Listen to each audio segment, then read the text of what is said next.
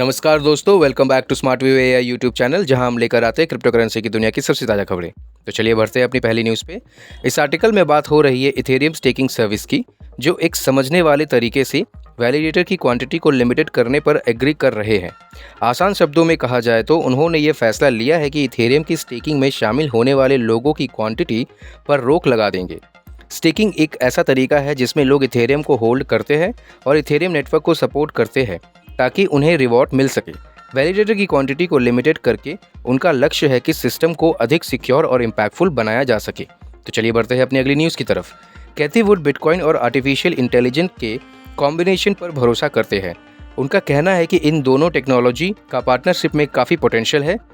कैथी would की bullish outlook से ये दिखता है कि उनमें विश्वास है कि एआई और ब्लॉकचेन के मिलने से कई इंडस्ट्री को बदल देने की शक्ति है। इस कन्वर्जेंस से फाइनेंस, टेक्नोलॉजी और कई एरिया में नए इनोवेशन, यूज केस और सॉल्यूशंस बन सकते हैं। फोकस में आने वाले समय में कैथी वुड बिटकॉइन और एआई के पार्टनरशिप में उम्मीदवार अवसर देखते हैं। तो चलिए बढ़ते हैं अपनी अगली न्यूज़ की तरफ। बाइनेंस के सीईओ, जिन्हें सीजी के नाम से भी जाने जाते हैं, उन्होंने डीफाई और सीफाई के फ्यूचर के बारे में ऑप्टिमिज्म जताया है और उनका कहना है कि दोनों सेक्टर में एक बुलिश ट्रेंड आने वाला है। सीजी को लगता है कि ये दोनों फाइनेंशियल इकोसिस्टम एक दूसरे को कॉम्प्लीमेंट करेंगे और कंटिन्यू ग्रो करेंगे। इस पॉजिटिव आउटलुक के बीच में डीफाई और सीफाई के सेक्टर में चल रहे डेवलपमेंट्स और इनोवेशंस के बावजूद क्रिप्टो करेंसी और ब्लॉकचेन बेस्ड फाइनेंस के लिए एक उम्मीदों से भरा फ्यूचर दिखाई देता है। तो चलिए बढ़ते हैं अपनी अगली न्यूज़ की तरफ। इस आर्टिकल में बात की गई है इंडिया के नेशनल पेमेंट कॉरपोरेशन की और उनकी सोच है कि वो अपने यूपीआई में ब्लॉकचेन टेक्नोलॉजी का इस्तेमाल करेंगे।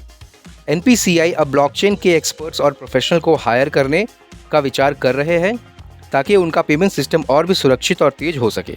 इस कदम को इंडिया के डिजिटल पेमेंट को और भी बेहतर बनाने की दिशा में एक इम्पॉर्टेंट कदम माना जा रहा है। तो चलिए बढ़ते हैं अपनी अगली न्यूज़ की तरफ। इस आर्टिकल में बात हो रही है बिटकॉइन और कुछ क्रिप्टो करेंसी जैसे टॉन्ट, लिंक, एमकेआर और एक्सटीजेड के करंट हालात के बारे में। बिटकॉइन अभी किसी बड़ी प्राइस रेंज में नहीं है, जैसे कि कह सकते हैं कि यह थोड़ा सा ब्रेक ले रहा है बड़े बदलाव से पहले। दूसरी तरफ कुछ अनपॉपुलर क्रिप्टो करेंसी जैसे टॉन्ट, लिंक, एमकेआर और एक्सटीजेड लगता है उनका प्राइस जल्दी से बढ़ सकता है because of trading volume and whales money. तो चलिए बढ़ते हैं अपनी अगली न्यूज़ की तरफ। क्रिप्टो करेंसी दुनिया में बिटकॉइन के लिए मज़ेदार हफ्ता था। चलिए इसके मेन इवेंट्स को समझते हैं। बिटकॉइन के प्राइस ने डबल टॉप किया। इसका मतलब है कि वो एक हाई पॉइंट तक पहुंचा और फिर वापस उसी स्टार पर आ गया। इससे प्राइस कम होने का संकेत हो सकता है, लेकिन यह पक्का नहीं है। एल साल्वाडोर ने बिटकॉइन को प्राइमरी रूप से एक प्रकार के लॉस के रूप में इस्तेमाल करने वाला पहला देश बनाया। उन्होंने हर नागरिक को बिटकॉइन के $30 का मुफ्त दान भी दिया, जिससे इसका ट्रेंड बढ़ाया गया। बिटकॉइन को एक बड़ा सुधार मिला है जिसे टैपरूट कहते हैं। इससे एक फ़ोन के लिए सॉफ्टवेयर अपडेट की तरह समझे। यह सैल्वेशन में सुधार करता है और ट्रांजैक्शन को अधिक एफिशिएंट बनाता है। बिटकॉइन लवर के लिए ये बड़ी बात है। दुनिया भर में और भी बिटकॉइन एटीएम आ रहे हैं। ये मशीन्स आपको कैश के साथ बिटकॉइन खरीदने और बेचने की सर्विस देती है, बिल्कुल एक आम एटीएम पैसे निकालने की तरह। सरकार और रेगुलेटरी कमिटीज़ अभी भी समझने की कोशिश कर रहे हैं कि बिटकॉइन को कैसे रेगुलेट करना चाहिए। इन नियमों से लोग बिटकॉइन यूज़ और इन्वेस्ट करने में मोटिवेट हो सके। तो चलिए बढ़ते हैं अपनी अगली न्यूज़ की तरफ। इस आर्टिकल में लिखा है कि शिब्रेनियम, जो शिबा इनू क्रिप्टो करेंसी से जुड़ा हुआ ब्लॉकचेन प्रोजेक्ट है, उसने एक बड़ा अचीवमेंट किया है। 1 मिलियन वॉलेट तक पहुंच गया है। यह अचीवमेंट तब आई है जब शिप की प्राइस में गिरावट आई थी। आर्टिकल में डिस्कस होता है कि शिब्रेनियम की ग्रोथ और इसका शिबा इनू इकोसिस्टम पर क्या असर है, और हाईलाइट होता है कि डिस्पाइट प्राइस की अप ट्रेंड, शिप टोकन के लिए लोगों का इंटरेस्ट और उसका अडॉप्शन कंटिन्यू हो रहा है। तो चलिए बढ़ते हैं अपने अगली न्यूज़ की तरफ। गाला गेम्स के फाउंडर्स ने एक लॉ शूट फाइल किया है जिसमें उन्होंने टोकन चोरी और कॉर्पोरेट वेस्ट के आरोप लगाए हैं।